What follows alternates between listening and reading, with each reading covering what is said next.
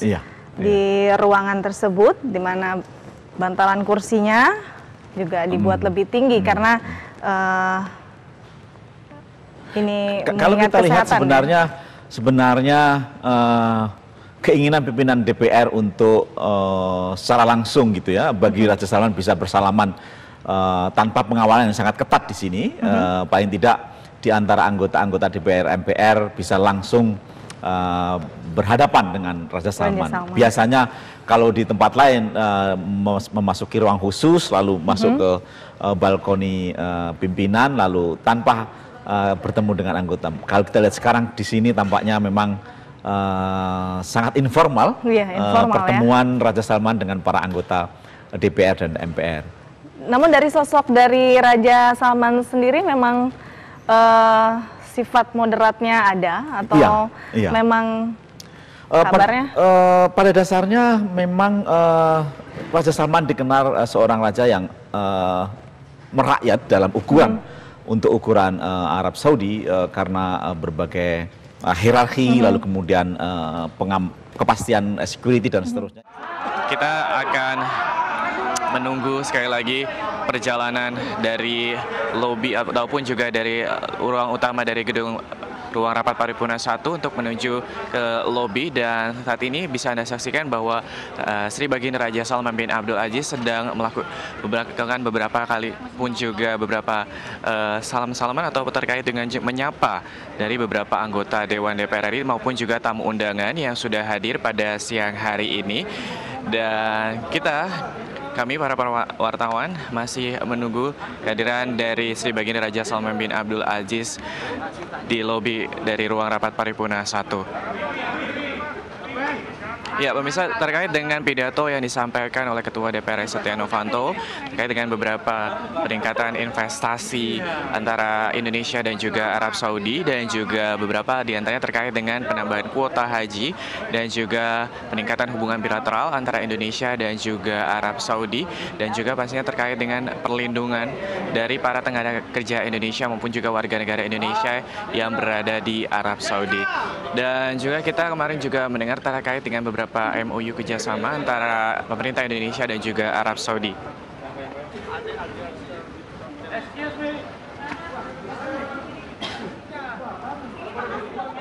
Ya, kita masih menunggu bersama-sama melihat kehadiran dari Sri Baginda Raja Salman bin Abdul Aziz Al Saud menuju ke lobi ruang rapat paripurna 1. Ya, masih berjalan beriring dengan rombongan dari Sri Baginda Raja Salman bin Abdul Aziz Al Saud. Dan bisa Anda saksikan di layar kaca televisi Anda antusiasme dari para tamu undangan, anggota Dewan DPR RI, maupun juga tokoh ulama dan juga para tokoh-tokoh dari organisasi masyarakat Islam yang masih untuk melakukan swafoto ataupun juga selfie bersama dengan Sri Baginda Raja Salman bin Abdul Aziz Al Saud.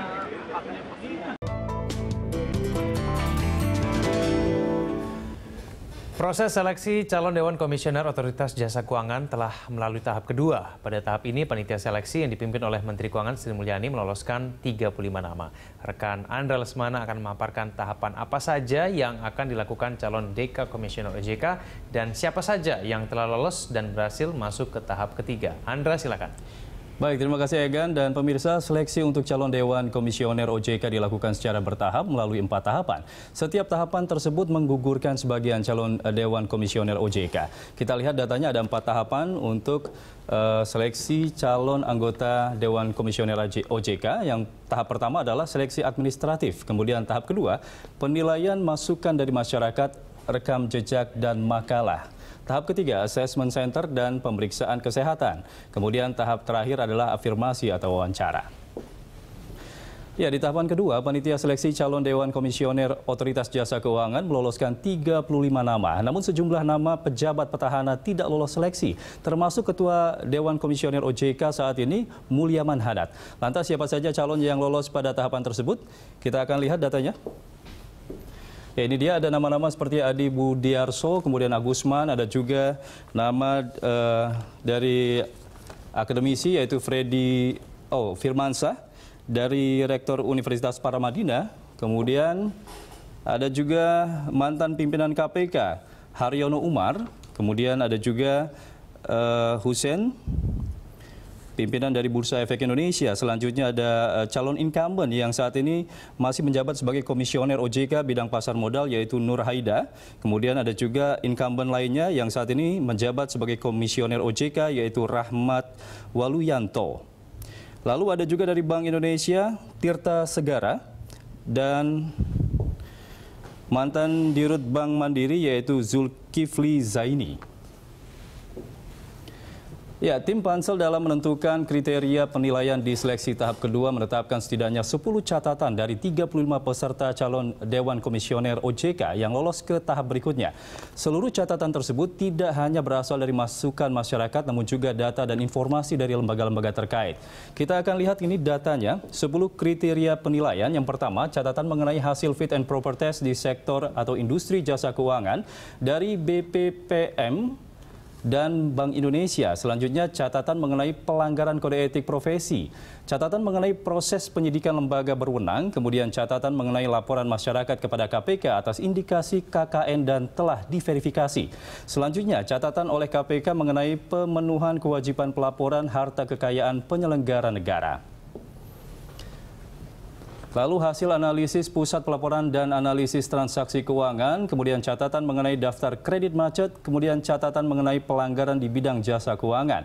Lalu catatan mengenai pelanggaran sesuai informasi Irjen Kementerian atau lembaga terkait, dan terakhir catatan mengenai keterkaitan peserta dengan putusan pengadilan yang telah berkekuatan hukum tetap. Ya, Egan, demikian informasi beberapa yang bisa saya sampaikan ke Anda. Silakan, kembali ke Anda. Baik, Andra, tadi Anda telah menyampaikan sejumlah nama yang telah lolos tahap kedua dan kemudian 10 catatan pansel dalam memilih calon DKOJK. Lalu bagaimana tahapan selanjutnya dalam proses seleksi calon DKOJK, Andra? Ya, baik Egan, setelah tahapan kedua selesai, calon Dewan Komisioner OJK masuk seleksi tahap ketiga yang akan mencakup assessment center dan pemeriksaan kesehatan. Para peserta yang lolos dari hasil seleksi tersebut akan kembali mengikuti seleksi tahap akhir dalam sesi wawancara dengan tim pansel. Ini dia, kita akan lihat proses seleksi calon anggota DKOJK. Yang pertama, tanggal 13 Maret 2017, dari 21 nama calon yang lolos akan diajukan ke Presiden. Kemudian tanggal 29 Maret 2017, Presiden akan menyaring hingga 14 calon untuk disampaikan ke DPR. Lalu di tanggal 29 Maret hingga 6 Juni, DPR selanjutnya akan melakukan fit and proper test. Dan terakhir di tanggal 21 Juli 2017, akan dilakukan penetapan 7 calon untuk dilantik oleh Presiden. Ya, demikian, Egan, kembali ke Anda. Baik, terima kasih atas paparannya, Andra Lesmana. Saya ke Pak Eko. Pak Eko, sebetulnya tantangan dari orang-orang baru nanti yang kira-kira akan masuk menjadi DKOJK yang baru nanti, itu sebetulnya apa? Apakah ada PR-PR yang mungkin belum terselesaikan pada jabatannya Pak Mulyaman Hadad? Oke, jadi begini ya, OJK ini sebetulnya adalah institusi yang baru lahir. Ya. Proses transisi secara teknis mungkin sudah selesai ya, dari Bank Indonesia ke OJK. Ini sudah selesai tahun lalu, 2014 saya rasa udah selesai proses transisinya. Cuma ada persoalan hal lain, yaitu soal koordinasi. Nah, koordinasi ini tidak bisa hanya dengan ya orang baru nggak apa-apa, tetapi harus memiliki pemahaman yang mencukupi gitu ya, terkait dengan apa? Terkait dengan kebijakan moneter begitu ya, terkait dengan bagaimana menjaga stabilitas sistem keuangan kita begitu ya. Nah, hal-hal kayak gini gitu ya kepada orang baru. Nah, ini nanti ya tugas pansel maupun juga nanti kalau nama-nama itu sudah ke DPR juga menjadi tantangan bagi DPR untuk mengeksplor ya sejauh mana kemampuan para calon-calon ini gitu ya menerjemahkan begitu ya ide-ide mereka bagaimana menjaga stabilitas sistem keuangan, terus kemudian juga bagaimana membuat lembaga keuangan itu punya kontribusi terhadap sektor real, terhadap pertumbuhan ekonomi begitu ya. Jadi cukup banyak sebetulnya secara umum tantangan-tantangan ke depan yang masih dihadapi, dan itu harus tidak boleh lupa dengan sejarah gitu. Artinya bahwa ini harus bersinergi dengan Bank Indonesia, bersinergi dengan Kementerian Keuangan begitu ya. 3 pilar ini akan sangat menentukan bagaimana kemudian industri keuangan itu ke depan gitu. Baik, Pak Eko, apakah koordinasi yang mungkin Anda nilai itu masih lemah itu tampak sehingga muncul fungsi pengawasan di DKOJK yang belum maksimal? itu yang membuatnya? Akar permasalahan di situ? Ya, akar permasalahannya terus terang dari 30 nama ini gitu ya, kita harus benar-benar memilah dan memilih nama-nama yang benar-benar punya background atau katakanlah punya kapasitas untuk memikirkan tentang stabilitas sistem keuangan gitu. Jadi dia juga harus paham kebijakan Bank Indonesia-nya begitu ya, atas kebijakan Kementerian Keuangannya, sehingga nanti dalam pembuatan kebijakan oleh OJK itu bisa sinergi begitu. Yang terjadi jangan sampai kemudian kontra begitu ya.